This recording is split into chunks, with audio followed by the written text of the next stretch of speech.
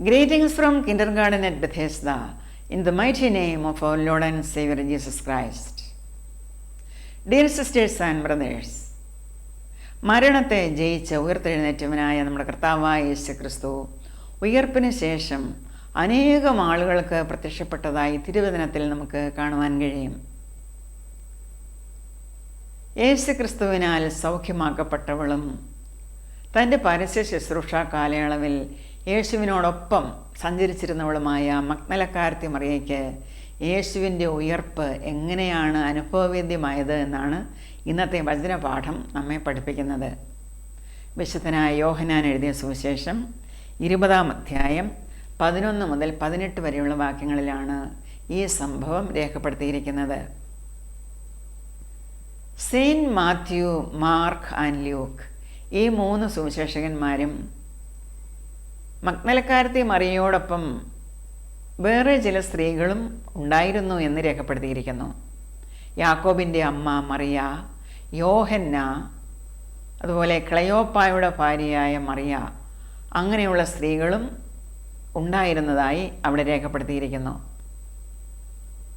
യേശുക്രിസ്തുവിനെ കബറടക്കിയ ശേഷം ആഴ്ചവട്ടത്തിൻ്റെ 1-ാം നാൾ, അതായത് ഞായറാഴ്ച രാവിലെ അതികാലത്തെ ഇരുട്ടുള്ളപ്പോൾ എന്നാണ് തിരുവചനം പറയുന്നത്. അതികാലത്തെ ഇരുട്ടുള്ളപ്പോൾ മഗ്ദലക്കാരത്തി മറിയയും മറ്റ് സ്ത്രീകളും യേശുവിൻ്റെ ശരീരത്തിൽ പൂശുവാനായി സുഗന്ധവർഗ്ഗങ്ങളുമായി കല്ലറയ്ക്കലെത്തി. ഇവിടെ യോഹന്നാൻ അപ്പോസ്തോലൻ മഗ്ദലക്കാരത്തി മറിയയുടെ കാര്യമാണ് എടുത്തു പറഞ്ഞിരിക്കുന്നത്. നമുക്ക് 1-ാമത്തെ വാക്യം മുതൽ വായിക്കാം. ആഴ്ചവട്ടത്തിൻ്റെ 1-ാം നാൾ മഗ്ദലക്കാരത്തി മറിയ രാവിലെ ഇരുട്ടുള്ളപ്പോൾ തന്നെ കല്ലറയ്ക്കൽ ചെന്നു. കല്ലറ വാതിൽക്കൽ നിന്ന് കല്ല് നീങ്ങിയിരിക്കുന്നത് കണ്ടു. അവൾ ഓടി ശീമോൻ പത്രോസിൻ്റെയും യേശുവിന് പ്രിയനായ യോഹന്നാൻ്റെയും അടുക്കൽ ചെന്നു. കർത്താവിനെ കല്ലറയിൽ നിന്ന് എടുത്തുകൊണ്ടുപോയി അവനെ എവിടെ വെച്ചു എന്ന് ഞങ്ങൾ അറിയുന്നില്ല എന്നവരോട് പറഞ്ഞു. അതുകൊണ്ട് പത്രോസും യോഹന്നാനും പുറപ്പെട്ടു, കല്ലറയ്ക്കൽ ചെന്നു. ഇരുവരും ഒന്നിച്ച് ഓടി. യോഹന്നാൻ പത്രോസിനേക്കാൾ വേഗത്തിൽ ഓടി ആദ്യം കല്ലറയ്ക്കൽ എത്തി. കുനിഞ്ഞു നോക്കി ശീലകൾ കിടക്കുന്നത് കണ്ടു. അകത്ത് കടന്നില്ല താനും. ഇവിടെ കല്ലറ എന്ന് പറഞ്ഞിരിക്കുന്നത് മണ്ണിൽ കുഴിയുണ്ടാക്കിയുള്ള കല്ലറയല്ല, പാറയിൽ വെട്ടിയ കല്ലറയാണ്. അവിടെ മറ്റാളുകൾക്ക് പ്രവേശിക്കുവാൻ പറ്റും.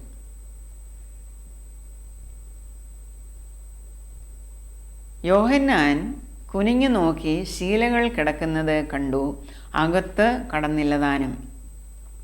അവൻ്റെ പിന്നാലെ ശീമോൻ പത്രോസും വന്നു കല്ലറയിൽ കടന്നു. ശീലകൾ കിടക്കുന്നതും അവൻ്റെ തലയിൽ ചുറ്റിയിരുന്ന റൂമാൽ ശീലകളോടുകൂടെ കിടക്കാതെ വേറിട്ട് ഒരിടത്ത് ചുരുട്ടി വച്ചിരിക്കുന്നതും കണ്ടു. ആദ്യം കല്ലറയ്ക്കലെത്തിയ യോഹന്നാനും അപ്പോൾ അകത്ത് ചെന്ന് കണ്ട് വിശ്വസിച്ചു.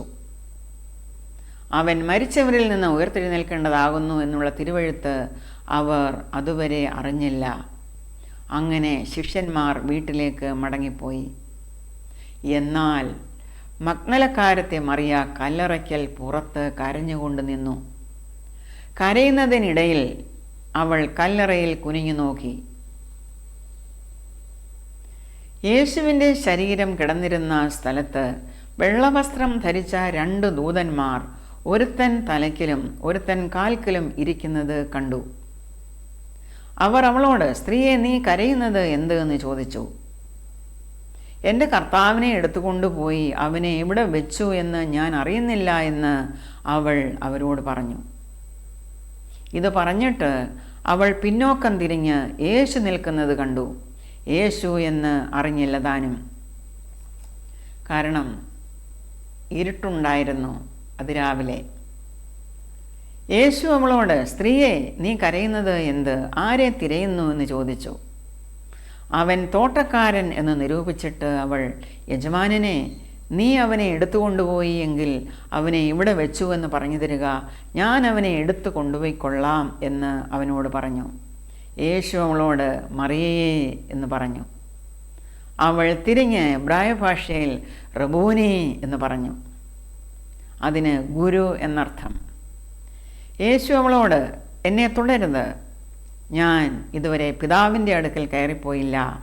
എങ്കിലും നീ എൻ്റെ സഹോദരന്മാരുടെ അടുക്കൽ ചെന്ന് എൻ്റെ പിതാവും നിങ്ങളുടെ പിതാവും എൻ്റെ ദൈവവും നിങ്ങളുടെ ദൈവവുമായവൻ്റെ അടുക്കൽ ഞാൻ കയറിപ്പോകുന്നു എന്ന് അവരോട് പറയുക എന്ന് പറഞ്ഞു. മഗ്ദലക്കാരത്തി മറിയ വന്ന് താൻ കർത്താവിനെ കണ്ടു എന്നും അവൻ ഇങ്ങനെ തന്നോട് പറഞ്ഞു എന്നും ശിഷ്യന്മാരോട് അറിയിച്ചു. യേശുവിനെ ഏറ്റവും അധികം സ്നേഹിച്ച സ്ത്രീകളിൽ ഒരാളായിരുന്നു ഈ മഗ്ദലക്കാരത്തി മറിയ. ഭൂതബാധയിൽ നിന്ന് തന്നെ സൗഖ്യമാക്കിയ ആ നിമിഷം മുതൽ യേശുവിനോടൊപ്പം ചേർന്ന് നടക്കുകയും യേശുവിൽ നിന്ന് കേൾക്കുകയും പഠിക്കുകയും യേശുവിൻ്റെ പ്രവർത്തനങ്ങളിൽ പങ്കാളിയാകുകയും ചെയ്ത മഗ്ദലക്കാരത്തി മറിയയിൽ യേശുവിൻ്റെ പീഡാനുഭവവും കുരിശുമരണവും കബറടക്കവും വലിയ ആഘാതമാണ് ഉണ്ടാക്കിയത്. യേശുവിൻ്റെ മരണം അവൾക്ക് സഹിക്കാവുന്നതിലും അപ്പുറമായിരുന്നു. കാരണം അവൾ യേശുവിനെ അത്രമാത്രം സ്നേഹിച്ചിരുന്നു. അതിനാലാണ് അതികാലത്തെ ഇരുട്ടുള്ളപ്പോൾ തന്നെ മറ്റ് സ്ത്രീകൾക്കൊപ്പം യേശുവിൻ്റെ ശരീരത്തിൽ പൂശുവാനായി സുഗന്ധവർഗവുമായി അവൾ കല്ലറയ്ക്കൽ പോയത്. ആർ നമുക്ക് വേണ്ടി ആ വലിയ കല്ല് കല്ലറയുടെ വാതിൽക്കൽ നിന്ന് ഉരുട്ടി മാറ്റും എന്ന് അവൾ വഴിയിൽ വെച്ച് ചിന്തിച്ചിരുന്നു. എന്നാൽ ഇതാ അവൾ വന്നപ്പോഴേക്കും ആ വലിയ കല്ല് ഉരുട്ടി മാറ്റപ്പെട്ടിരിക്കുന്നു. അവൾ അവിടെ യേശുവിനെ കണ്ടില്ല. അവൾ അവിടെ നിന്ന് ഓടി. യേശുവിൻ്റെ ശിഷ്യന്മാരായ പത്രോസിനോടും യോഹന്നാനോടും ഇക്കാര്യം പറഞ്ഞു. അവർ ഇരുവരും കല്ലറയിലേക്ക് ഓടി. യോഹന്നാൻ പത്രോസിന് മുമ്പേ ഓടി കല്ലറയിലെത്തി. അവൻ കുനിഞ്ഞു നോക്കി യേശുവിൻ്റെ ശരീരം പൊതിഞ്ഞിരുന്ന ശീലകൾ കണ്ടു. അവൻ യേശുവിനെ കണ്ടില്ല. പുറകെ പത്രോസും വന്നു. അവൻ കല്ലറയിൽ പ്രവേശിച്ചു. യേശുവിൻ്റെ ശരീരം പൊതിഞ്ഞിരുന്ന ശീലകളും തലയിൽ ചുറ്റിയിരുന്ന റൂമാലും കണ്ടു. എന്നാൽ റൂമാൽ ശീലങ്ങളോടുകൂടെ കിടക്കാതെ വേറൊരു സ്ഥലത്ത് ചുരുട്ടി വച്ചിരിക്കുന്നതാണ് പത്രോസ് കണ്ടത്. യേശു അവിടെ ഇല്ലായിരുന്നു. കർത്താവിനെ കല്ലറയിൽ നിന്ന് എടുത്തുകൊണ്ടുപോയി അവനെ എവിടെ വെച്ചു എന്ന് ഞങ്ങൾ അറിയുന്നില്ല എന്നാണ് മഗ്ദലക്കാരത്തി മറിയ പത്രോസിനോടും യോഹന്നാനോടും പോയി പറഞ്ഞത്. ഇത് കേട്ടാണ് അവർ രണ്ടുപേരും കല്ലറയിലേക്ക് ഓടി വന്നത്. അവർ അവിടെയെല്ലാം യേശുവിനെ നോക്കി കണ്ടില്ല. അവർ കണ്ടത് യേശുവിൻ്റെ ശരീരം പൊതിഞ്ഞിരുന്ന ശീലകളും അവൻ്റെ തലയിൽ ചുറ്റിയിരുന്ന റൂമാലുമായിരുന്നു. അവിടെ നടന്ന സംഗതികൾ എല്ലാവരോടും പറയുവാനായി പത്രോസും യോഹന്നാനും വീട്ടിലേക്ക് മടങ്ങിപ്പോയി. എന്നാൽ ആ മഗ്ദലക്കാരത്തി മറിയയോ കല്ലറയ്ക്കൽ കരഞ്ഞുകൊണ്ട് നിൽക്കുകയായിരുന്നു. വിശുദ്ധ ബൈബിൾ പറയുന്നു, കരയുന്നതിനിടയിൽ അവൾ കല്ലറയിൽ കുനിഞ്ഞു നോക്കി. അപ്പോൾ മാത്രമാണ് അവൾ കല്ലറയിൽ നോക്കുന്നത്. യേശുവിൻ്റെ ശരീരം കിടന്നിരുന്ന സ്ഥലത്ത് വെള്ളവസ്ത്രം ധരിച്ച 2 ദൂതന്മാർ ഒരുത്തൻ തലയ്ക്കലും ഒരുത്തൻ കാൽക്കലും ഇരിക്കുന്നത് കണ്ടു. അവർ അവളോട്, സ്ത്രീയെ, നീ കരയുന്നത് എന്ത് എന്ന് ചോദിച്ചു. അവൾ പറയുകയാണ്, എൻ്റെ കർത്താവിനെ എടുത്തുകൊണ്ടുപോയി അവനെ എവിടെ വെച്ചു എന്ന് ഞാൻ അറിയുന്നില്ല എന്ന്. ദൂതന്മാരോട് ഈ സ്ത്രീ പറയുകയാണ്. ദൂതന്മാരെ കണ്ടിട്ട് മഗ്ദലക്കാരത്തി മറിയയ്ക്ക് ഒരു ഭയവും തോന്നിയില്ലേ? യേശു കല്ലറയിൽ ഇല്ല എന്ന് സ്ഥിരീകരിച്ചിട്ടാണ് പത്രോസും യോഹന്നാനും അവിടെ നിന്ന് പോയത്. അവളും അത് മനസ്സിലാക്കി. അവൾക്ക് യേശുവിനെ കാണണം. അവൾ കുനിഞ്ഞു നോക്കിയാണ്, ഞാനോടൊന്ന് നോക്കിയേക്കാം. അവൾ കുനിഞ്ഞു നോക്കിയപ്പോൾ അവളുടെ മനസ്സിൻ്റെ ആഗ്രഹമാണ്, എൻ്റെ യേശു എന്തിയെ, എൻ്റെ യേശുവിനെ എനിക്ക് കാണണം. കരയുന്നതിനിടയിൽ അവൾ കുനിഞ്ഞു നോക്കി. ഒന്നുകൂടെ ഉറപ്പ് വരുത്തുവാനാണ് അവൾ കുനിഞ്ഞു നോക്കിയത്. അവൾ കണ്ടത് 2 ദൂതന്മാരെയാണ്. അവൾക്കൊരു ഭയവും തോന്നിയില്ല. എന്തായിരിക്കാം കാരണം? അവളുടെ കണ്ണും കാതും കരളുമെല്ലാം യേശുവിങ്കലേക്കാണ്. എന്തിയേ, എൻ്റെ യേശു എന്തിയേ? എൻ്റെ യേശുവിനെ എടുത്തുകൊണ്ടുപോയി, അവനെ ഇവിടെ വെച്ചു എന്ന് ഞാൻ അറിയുന്നില്ല. അതുമാത്രമാണ് അവൾക്ക് പറയുവാനുള്ളത്. എൻ്റെ യേശുവിനെ എടുത്തുകൊണ്ടുപോയി. എൻ്റെ യേശു എന്ന് പറയുവാൻ തക്കവണ്ണം അവൾക്ക് അത്രമാത്രം സ്നേഹമായിരുന്നു യേശുവിനോട്, അദമ്യമായ സ്നേഹം. ദൈവത്തിൽ അത്രമാത്രം അവൾ വിശ്വാസമർപ്പിച്ചു, സ്നേഹമർപ്പിച്ചു. അവൾ വിശ്വസ്തയായിരുന്നു. എൻ്റെ യേശു എന്തിയേ? എൻ്റെ യേശുവിനെ എനിക്ക് കാണണം. എന്നെ രക്ഷിച്ച എൻ്റെ യേശുവിനെ എനിക്ക് കാണണം. അതുമാത്രമാണ്, ആ ചിന്ത കൊണ്ട് മാത്രമാണ് അവളുടെ മനസ്സും ഹൃദയവും എല്ലാം നിറഞ്ഞിരുന്നത്. ദൂതനെ കണ്ടിട്ട് അവൾക്കൊന്നും തോന്നിയില്ല. അവൾ ഭയപ്പെട്ടില്ല.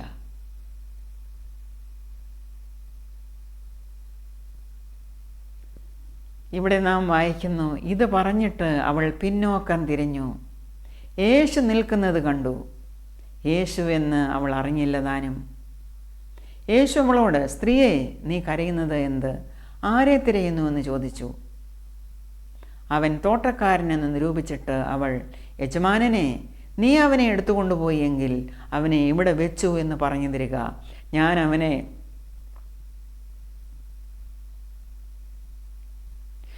എടുത്തുകൊണ്ടുപോയിക്കൊള്ളാം എന്ന് അവനോട് പറഞ്ഞു. ഒരു സ്ത്രീ എങ്ങനെയാണ് ഒരു പുരുഷനെ എടുത്തുകൊണ്ടു പോകുന്നത്? ആ മഗ്ദലക്കാരത്തി മറിയ യേശുവിനെ അത്രമാത്രം സ്നേഹിച്ചു. തനിക്ക് ജീവൻ തന്നവനെ അവൾ സ്നേഹിച്ചു. എനിക്കവനെ കാണണം. പിന്നിൽ നിന്നവൻ തോട്ടക്കാരനാണ് എന്ന് മനസ്സിലാക്കി ചോദിക്കുകയാണ്, യജമാനനെ, നീ അവനെ എടുത്തുകൊണ്ടുപോയോ? അവനെ എവിടെ വെച്ചു എന്ന് പറയുക. ഞാൻ അവനെ എടുത്തുകൊണ്ടുപോയിക്കൊള്ളാം. പ്രിയ സഹോദരങ്ങളെ, ദൈവത്തോടുള്ള നമ്മുടെ ഭക്തി, നമ്മുടെ സ്നേഹം, അത് മറ്റൊന്നിനും കൊടുക്കുവാൻ കഴിയുകയില്ല. വിശുദ്ധ ബൈബിൾ പറയുന്നു, ഞാൻ എൻ്റെ മഹത്വം മറ്റൊരുത്തനും എൻ്റെ സ്തുതി വിഗ്രഹങ്ങൾക്കും വിട്ടുകൊടുക്കുകയില്ല എന്ന്. അവനിൽ മാത്രമാണ് നമ്മുടെ undivided attention, undivided devotion, love, our faithfulness, ഇതെല്ലാം നമ്മുടെ കർത്താവിന് മാത്രം. അവൻ മാത്രമാണ് ആരാധനയ്ക്കും പുകഴ്ചയ്ക്കും സ്തുതികൾക്കും ബഹുമാനത്തിനും വന്ദനത്തിനും യോഗ്യൻ. നമ്മുടെ ശ്രദ്ധയ്ക്ക് അവൻ മാത്രമാണ് യോഗ്യൻ. നമ്മുടെ ശ്രദ്ധ അവനിലേക്ക് മാത്രമായിരിക്കണം. മറ്റൊന്നും നമ്മളെ വ്യതിചലിപ്പിച്ചുകൂടാ. അത്രമാത്രം ഒരു ഡിവോഷനായിരുന്നു തന്നെ രക്ഷിച്ച ആ യേശുവിനോട് ആ സ്ത്രീക്കുണ്ടായിരുന്നത്. ഇവിടെ നാം മനസ്സിലാക്കേണ്ടത് നമ്മുടെ ദൈവഭക്തി, ദൈവത്തോടുള്ള നമ്മുടെ സ്നേഹം എങ്ങനെയായിരിക്കണം എന്നാണ്. അവിടെ നാം ദൂതനെ കണ്ടാലും മറ്റാരെ കണ്ടാലും നമുക്കൊന്നും തോന്നത്തില്ല. കാരണം നമ്മുടെ മനസ്സ് അവിടെ എങ്ങുമല്ല. നമ്മുടെ മനസ്സ് അവിടെ അല്ല. നമ്മുടെ മനസ്സ് നമ്മുടെ ദൈവത്തിലാണ്. നമ്മുടെ ദൈവത്തിൽ തന്നെ ആയിരിക്കണം. ദൈവത്തെ മാത്രമല്ലാതെ നാം ഒന്നും കാണരുത്. മറ്റൊന്നിനെയും നമുക്ക് കാണുവാൻ കഴിയത്തില്ല. നമ്മെ രക്ഷിച്ച നമ്മുടെ രക്ഷകൻ, നമുക്ക് വേണ്ടി പ്രാണൻ തന്ന നമ്മുടെ രക്ഷകൻ, നമുക്ക് വേണ്ടി അടികൊണ്ട, തുപ്പലേറ്റ, നമുക്ക് വേണ്ടി മുൾക്കിരീടം തലയിൽ തറയ്ക്കപ്പെട്ട, കുന്തം കൊണ്ട് ചങ്ക് തകർക്കപ്പെട്ട നമ്മെ രക്ഷിക്കുവാൻ വേണ്ടിയാണ് യേശു ഇതെല്ലാം സഹിച്ചത്. നമ്മുടെ ഡിവോഷൻ, നമ്മുടെ ഭക്തി, നമ്മുടെ ആരാധന അവനിലേക്ക് മാത്രമായിരിക്കണം. അതിനൊരു ഉദാഹരണമായിരുന്നു ആ സ്ത്രീ. ആ സ്ത്രീ 2 ദൂതന്മാരെ കണ്ടിട്ട് അവൾക്കൊന്നും തോന്നിയില്ല. സാധാരണ മനുഷ്യരെ പോലെയാണ് തോന്നിയത്. അവരോട് സംസാരിക്കുന്നത് പോലെയാണ് ദൂതന്മാരോട് സംസാരിച്ചത്. എൻ്റെ യേശുവിനെ എടുത്തുകൊണ്ടുപോയി. അവനെ എവിടെ വെച്ചു എന്ന് ഞാൻ അറിയുന്നില്ല. അതാണ് അവൾ ചോദിക്കുന്നത്. അവൾ പറഞ്ഞതതാണ്. നമ്മുടെ യേശുവിനെ, പ്രിയ സഹോദരങ്ങളെ, നാം തിരക്കുന്നുണ്ടോ? നമ്മുടെ രക്ഷകനായ യേശു അവൻ എവിടെയുണ്ട്? അവൻ എവിടെയാണ്? നമുക്ക് ആരാധിക്കുവാൻ അവൻ എവിടെയാണ്? നിങ്ങൾ അവനെ അന്വേഷിക്കുന്നുണ്ടോ? ഒരല്പകാലം മാത്രമായിരുന്നു ആ സ്ത്രീയുമായിട്ടുള്ള യേശുവിൻ്റെ ബന്ധം. മഗ്ദലക്കാരത്തി മറിയെ സൗഖ്യമാക്കി ആ കാലഘട്ടം മാത്രമേ ഉള്ളൂ. നാം എത്രയോ നൂറ്റാണ്ടുകളായി യേശുവിനെ പറ്റി കേൾക്കുന്നു. എത്രയോ ഇടങ്ങളിൽ, എത്രയോ സമയത്ത്, എത്രയോ സ്ഥലത്ത്, എത്രയോ പേരുടെ വായിൽ നിന്ന് ഈ യേശുവിൻ്റെ സ്നേഹത്തെപ്പറ്റി നാം കേൾക്കുന്നു. നാം ഒരിക്കലെങ്കിലും എൻ്റെ യേശു എന്തിയെ, അവൻ എവിടെയാണെന്ന് കാണിച്ചു തരിക, ഞാൻ അവനെ എടുത്തുകൊണ്ട് പോയിക്കൊള്ളാം എന്ന് പറയുവാൻ നിങ്ങൾ തുനിയുമോ? പ്രിയ സഹോദരങ്ങളെ, നമ്മുടെ രക്ഷകനായ ആ യേശുവിനെ നിങ്ങൾ അന്വേഷിക്കുമോ? അവൻ നമ്മുടെ ചാരയുണ്ട്. അവൻ ഉയർത്തെഴുന്നേറ്റ് ഇന്നും ജീവിക്കുന്നവനാണ്. ഉയർത്തെഴുന്നേറ്റ യേശുവാണ് ആ മഗ്ദലക്കാരത്തി മറിയയ്ക്ക് പ്രത്യക്ഷപ്പെട്ടത്. ഉയർത്തെഴുന്നേറ്റ യേശു, ഉയർപ്പിൻ്റെ മഹാത്മ്യമാണ് അവിടെ വിളിച്ചോതിയത്. അവൾക്ക് വിശ്വസിക്കുവാൻ കഴിഞ്ഞില്ല. എപ്പോഴാണ് അവൾ വിശ്വസിച്ചത്? മറിയേ എന്നുള്ള വിളിയാണ്. അവിടെയാണ് അവൾ വീണുപോയത്. ഇതെൻ്റെ യേശുവിൻ്റെ ശബ്ദമല്ല, അത് മറ്റാരുടെയും ശബ്ദമല്ല. യേശുവാണ് എന്നെ മറിയേ എന്ന് വിളിച്ചിരുന്നത്. അപ്പോൾ അവൾ റബൂനി എന്ന് വിളിച്ചു. റബൂനി എന്നാൽ ഗുരുവേ എന്നാണ്. എബ്രായ ഭാഷയിൽ റബൂനി എന്ന വാക്കിൻ്റെ അർത്ഥം ഗുരു എന്നാണ്. എൻ്റെ ഗുരുവേ. അവൾ യേശുവിനെ തൊടുവാൻ വേണ്ടി ആഞ്ഞു കാണും. അപ്പോൾ യേശു പറയുകയാണ്, എന്നെ തൊടരുത്. സാധാരണ അവൾ യേശുക്രിസ്തു ഭൂമിയിലായിരുന്നപ്പോൾ ഉള്ള ആ ശരീരമല്ല ഇപ്പോൾ യേശുവിനുള്ളത്. തേജസ്കരിക്കപ്പെട്ട ശരീരമാണ്. ആ സ്ത്രീ പറഞ്ഞത്, യേശുവിനെ കണ്ട് യേശുവിൻ്റെ അടുത്ത് ഓടി വന്ന് യേശുവിനെ എടുത്തുകൊണ്ട് പോകണം, യേശുവിനെ തൊടണം. അവൻ ഭൂമിയിലായിരുന്നപ്പോൾ എങ്ങനെയാണോ വർത്തിച്ചിരുന്നത് അതേ രീതിയിലുള്ള ഒരു ഇടപെടൽ.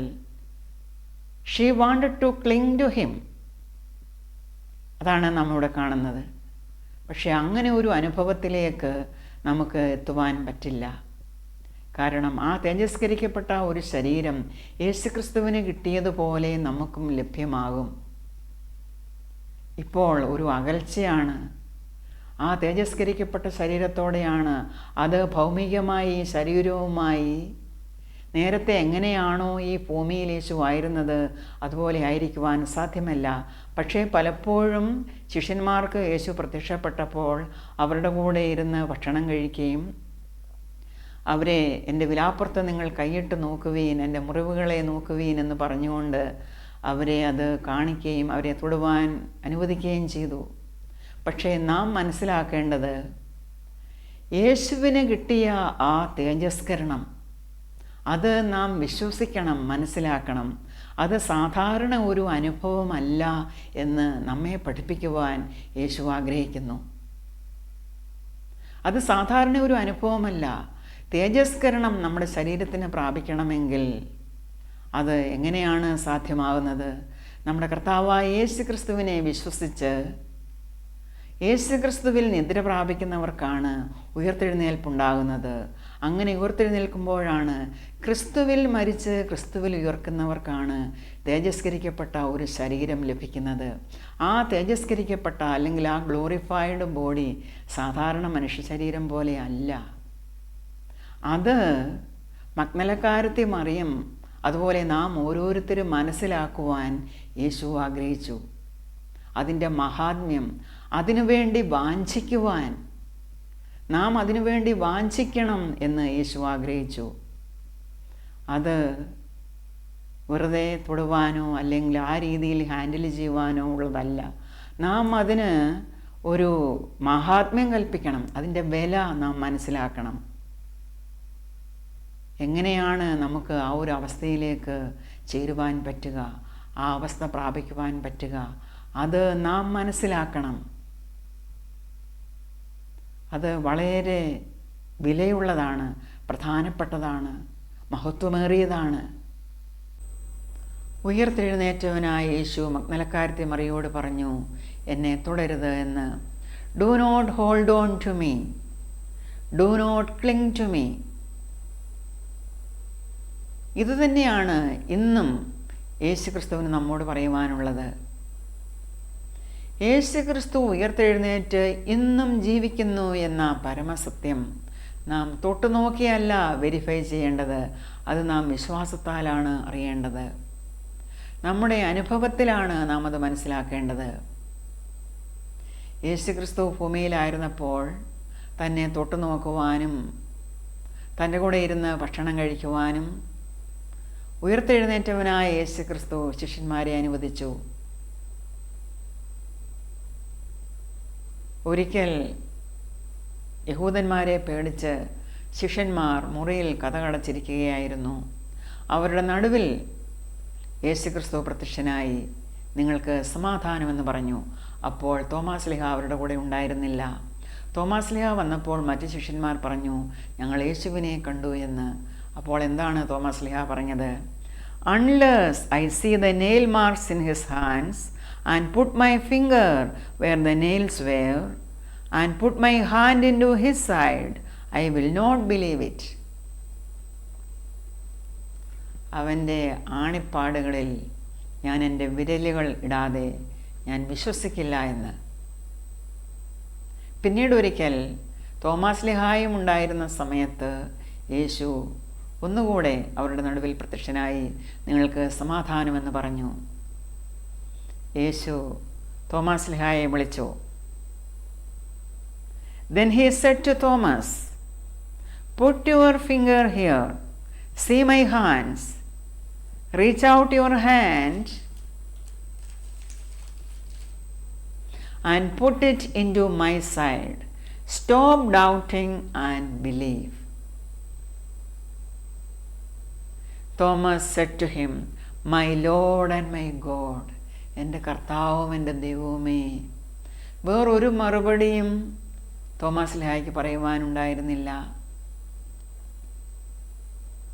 എൻ്റെ കർത്താവും എൻ്റെ ദൈവവുമേ, ഞാൻ സംശയിച്ചുവല്ലോ. ഇത് തന്നെയാണ് ഇന്ന് നടക്കുന്നത്. നാം സത്യസുവിശേഷം പ്രചരിപ്പിക്കുമ്പോൾ, മറ്റുള്ളവരെ പ്രബോധിപ്പിക്കുമ്പോൾ, എങ്ങനെയാണ് യേശു ഉയർത്തത്, യേശുവിന് ഉയർക്കുവാൻ കഴിയുമോ, ഏതു വിധമാണ് യേശു ഉയർത്തത്, യേശു ഇന്നും ജീവിക്കുന്നുണ്ടോ എന്നൊക്കെ ചോദിക്കുന്നവരുണ്ട്. പക്ഷേ ഈ ചോദ്യത്തിനൊന്നും പ്രസക്തിയില്ല. യേശു കുരിശിക്കപ്പെട്ടവനായി നമ്മുടെ കണ്ണിൻ്റെ മുമ്പിൽ വരച്ച് കിട്ടിയിരിക്കുന്നു. അതുപോലെ തന്നെ യേശു ഉയർത്തെഴുന്നേറ്റവനായി നാം നമ്മുടെ കണ്ണിന് മുമ്പിൽ നാം കാണുന്നു, നാം അത് അനുഭവിക്കുന്നു. ആ പരമസത്യം, യേശു ഉയർത്തെഴുന്നേറ്റ് ഇന്നും ജീവിക്കുന്നവനാണ്. ഒരു സംശയത്തിനും അവിടെ സ്ഥാനമില്ല. ഏതെങ്കിലും വിധത്തിൽ സംശയമുള്ളവർക്ക് യേശുക്രിസ്തു തോമാസ് ലീഹായ്ക്ക് കൊടുത്ത മറുപടിയുണ്ട്. Stop doubting and believe. Because you have seen me you have believed. Blessed are those who have not seen and yet have believed. നിങ്ങൾ എന്നെ കണ്ടതുകൊണ്ട് വിശ്വസിച്ചു, എന്നാൽ കാണാതെ വിശ്വസിക്കുന്നവർ ഭാഗ്യവാന്മാർ. പ്രിയ സഹോദരങ്ങളെ, നാം ആ കാണാതെ വിശ്വസിച്ചവരുടെ കൂട്ടത്തിലാണ്. യേശുക്രിസ്തു ക്രൂശീകരിക്കപ്പെട്ടത് നാം കണ്ടില്ല, അവൻ ഉയർത്തെഴുന്നേറ്റത് നാം കണ്ടില്ല. പക്ഷേ നാം അത് വിശ്വസിക്കുന്നു. നമ്മെയാണ് ഭാഗ്യവാന്മാർ എന്ന് യേശുക്രിസ്തു പറഞ്ഞിരിക്കുന്നത്. ആദ്യത്തെ അപ്പോസ്തലൻ മഗ്ദലക്കാരത്തി മറിയയായിരുന്നു ആദ്യത്തെ എവൻഗേലിസ്ത. യേശു അവളോട് പറഞ്ഞു, എന്നെ തുടരുത്. Do not hold on to me. Go instead to my brothers and sisters and tell them I am returning to my Father and your Father, my God and your God. പോയി എൻ്റെ സഹോദരി സഹോദരന്മാരോട് പറയുക. യേശുക്രിസ്തു നമ്മെ വിളിച്ചിരിക്കുന്നത് സഹോദരി സഹോദരന്മാർ എന്നാണ്. ഞാൻ കടന്നു പോകുന്നു എൻ്റെ പിതാവും നിങ്ങളുടെ പിതാവുമായവങ്കിലേക്ക്, എൻ്റെ ദൈവവും നിങ്ങളുടെ ദൈവവുമായവങ്കിലേക്ക്. യേശുക്രിസ്തുവിൻ്റെ കാൽവറി യാഗവും ഉയർത്തെഴുന്നേൽപ്പും ഇതാണ് നമുക്ക് സാധ്യമാക്കി തന്നത്. ദൈവം യേശുക്രിസ്തുവിലൂടെ നമ്മെ തൻ്റെ മക്കളാക്കി തീർത്തിരിക്കുകയാണ്. യേശുക്രിസ്തുവിൻ്റെ സഹോദരി സഹോദരന്മാർ. യേശുക്രിസ്തു നമ്മെ തൻ്റെ സഹോദരി സഹോദരന്മാർ എന്ന് വിളിപ്പാൻ ലജ്ജിക്കുന്നില്ല. മക്കൾ ജഡരക്തങ്ങളോട് കൂടിയവർ ആകൊണ്ട് യേശുവും അവരെ പോലെയായി മനുഷ്യനായി. അപ്പോൾ യേശുക്രിസ്തുവിൻ്റെ കാൽവറിയാകവും ഉയർത്തെഴുന്നേൽപ്പും സാധ്യമാക്കിയത് നമ്മെ ദൈവമക്കളാക്കി തീർത്തു, ആ ഒരു പദവിയിലേക്ക് നമ്മെ കൊണ്ടുവന്നു എന്ന ആ ഒരു വലിയ സംഭവത്തിലാണ്. ആ ഒരു വലിയ ഭാഗ്യമാണ് നമുക്ക് ലഭിച്ചിരിക്കുന്നത്. ആര് ഈ യേശുക്രിസ്തുവിൽ വിശ്വസിക്കുമോ അവർക്ക് കിട്ടുന്ന മഹാഭാഗ്യമാണിത്. യേശു നമ്മെ വിളിക്കും, you are my brother, you are my sister. God is our father. അതുകൊണ്ടാണ് സ്വർഗസ്ഥനായ ഞങ്ങളുടെ പിതാവേ എന്ന് പ്രാർത്ഥിക്കുവാൻ യേശു നമ്മെ പഠിപ്പിച്ചത്. ആ മഗ്ദലക്കാരത്തി മറിയ യേശുവിനെ കാണണം എന്ന അദമ്യമായ ആഗ്രഹത്തോടെ ആ കല്ലറയ്ക്കൽ കരഞ്ഞുകൊണ്ട് നിന്നതിനാലാണ് ഉയർത്തെഴുന്നേറ്റ് യേശുവിനെ കാണുവാനുള്ള ഭാഗ്യം അവൾക്കുണ്ടായത്. പത്രോസും യോഹന്നാനും അവിടെ നടന്ന സംഭവം ജനത്തോട് പറയണം എന്ന ആഗ്രഹത്തോടെ തങ്ങളുടെ വീട്ടിലേക്ക് മടങ്ങിപ്പോയി. പക്ഷേ അതിരാവിലെ ഇരുട്ടുള്ളപ്പോൾ തന്നെ നേരത്തെ വന്ന ആ മഗ്ദലക്കാരത്തി മറിയ വീട്ടിൽ പോയില്ല. അവിടെ തന്നെ നിന്നു, കരഞ്ഞുകൊണ്ട് നിന്നു. അവൾക്ക് എന്താണ് വേണ്ടത്? എൻ്റെ കർത്താവിനെ എടുത്തുകൊണ്ടുപോയി, അവനെ ഇവിടെ വെച്ചു എന്ന് ഞാൻ അറിയുന്നില്ല. അതാണ് അവൾ സ്വർഗദൂതന്മാരോട് പറഞ്ഞത്. അവൾക്ക് എന്തെല്ലാം ഭാഗ്യമാണ് സഹോദരങ്ങളെ ഉണ്ടായത്. അവൾ സ്വർഗദൂതന്മാരെ കണ്ടു. പത്രോസും യോഹന്നാനും കാണാതിരുന്ന ദൂതന്മാരെ മറിയ കണ്ടു. ദൂതന്മാരോട് സംസാരിച്ചു, ദൂതന്മാർ അവളോടും സംസാരിച്ചു. ഉത്ഥിതനായ യേശുക്രിസ്തുവിനെ അവൾ കണ്ടു. യേശുക്രിസ്തു അവളോട് സംസാരിച്ചു, അവൾ യേശുക്രിസ്തുവിനോടും സംസാരിച്ചു. ഇത്ര വലിയ പദവിയാണ്, ഇത്ര വലിയ ഭാഗ്യമാണ് യേശുവിനെ അന്വേഷിക്കുന്നവർക്ക് കിട്ടുന്നത്. സാക്ഷാൽ ദൈവത്തെ കാണുവാനുള്ള അവസരം. ഈ നാഥനെ ഏറ്റുചൊല്ലുവാൻ ഞാൻ ഒരിക്കലും ലജ്ജിക്കില്ല. നാം ഒരിക്കലും ലജ്ജിച്ചുകൂടാ.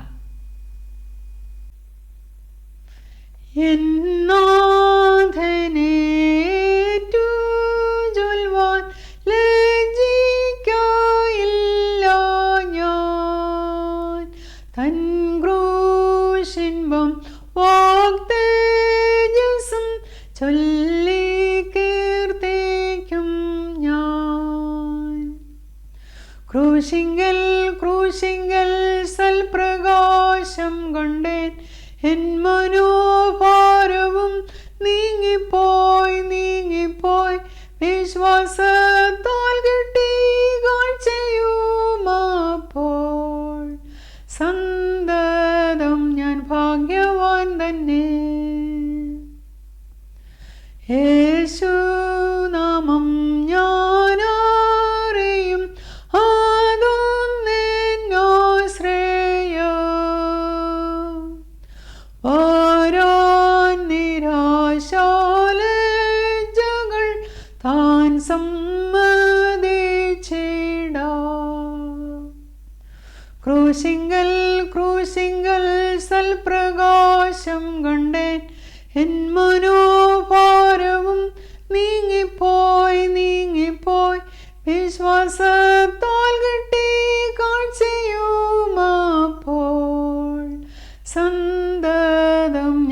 ഭാഗ്യവാൻ തന്നെ.